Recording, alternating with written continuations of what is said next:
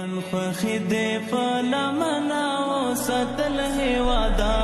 وزما ګل هېواده وزما ګل هېواده وزما ګل هېواده وزما ګل هېواده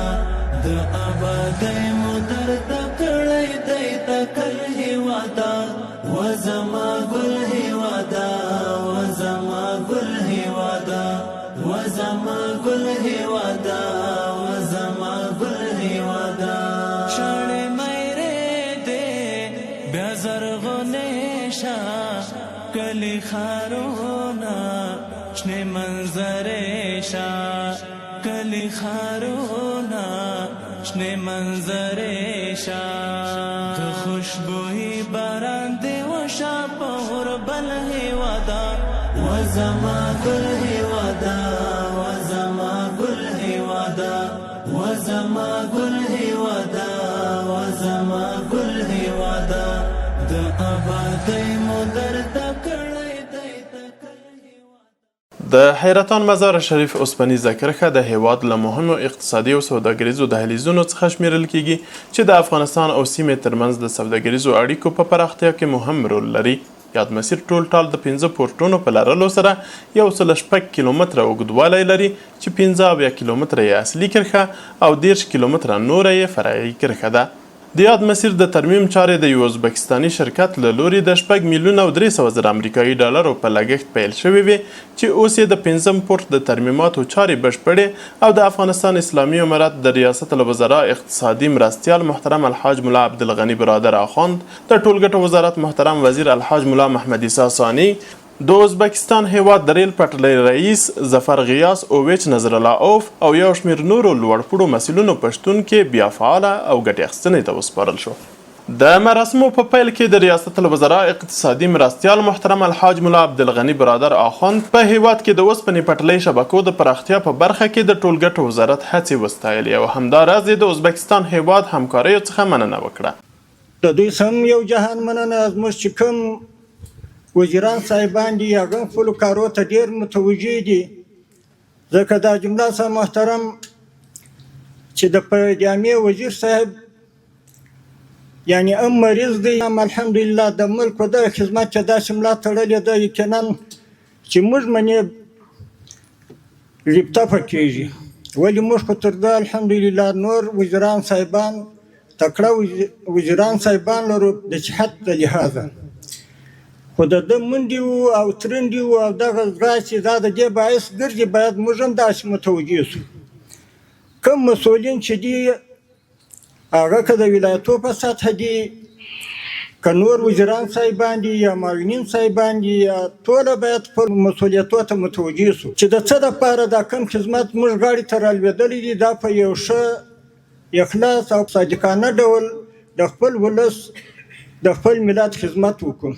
د یادو مراسمو په لړ کې د ټولګټو وزارت وزیر محترم الحاج ملا محمد عیسی ثاني د اوسپنې پټلۍ د ځینو نورو پروژو یادونه وکړه او ویل چې دا مهال ټولګټو وزارت د هیواد د 4 فعالو بندرونو له لارې په پرله پسې ډول انتقالات لري. همدارنګه هغه زیاته کړه اول حیرتان بندر دی چې هغه ښه ډېر ظرفیت لري چې په هغه کې تخلیه او بارګري وشي. دوم نایب آباد دی چې څه زمانه مخکې دغه محترم اجملا صاحب افتتاح کړي چې په هغه وخت یې لږ ظرفیت درلود اوس تقریبا لکه رئیس صاحب چې ویله 1.5 سل واګونونه ظرفیت لري خو موږ کس لرو چې دا نور هم توسع پراختیا ورکړو بارګري وکړو تخلیه ته.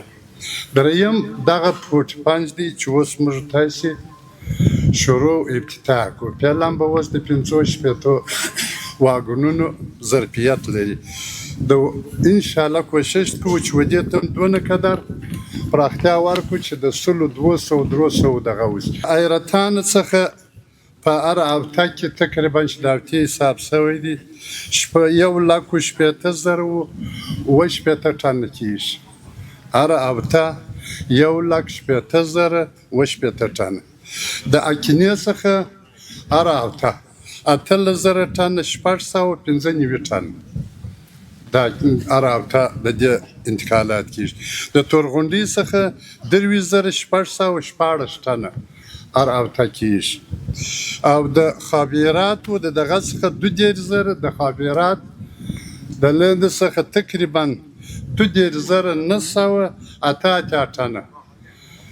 انتقالات لرو چې جمله ټوله 2,15,312 ټنه کیږي. هر اوته افغانستان ته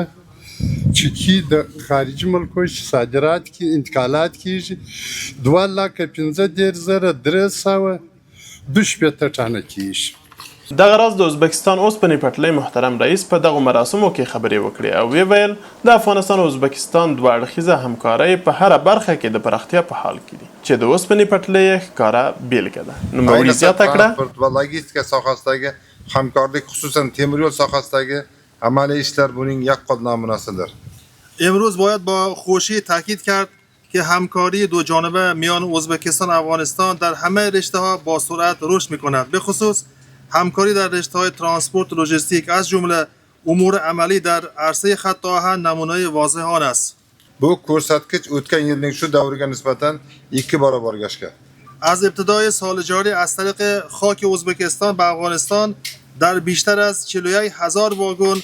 2.4 میلیون تن بار رسانیده شد. این نمودار نسبت به دوره مشابه سال گذشته 2 برابر افزایش پیدا کرده است. د یادونې وړ ده چې د مهال د ټولګټو وزارت د اوسپنې پټلۍ له 4 بندرونو څخه په پرله پسې توګه انتقالات ترسره کیږي او دغه وزارت هڅه کوي چې په هیواد کې د اوسپنې پټلۍ په پراختیا سره د سوداګرو لپاره د سوداګریزو انتقالاتو لپاره لا ډېرې اسانتیاوې رامنځته کړي.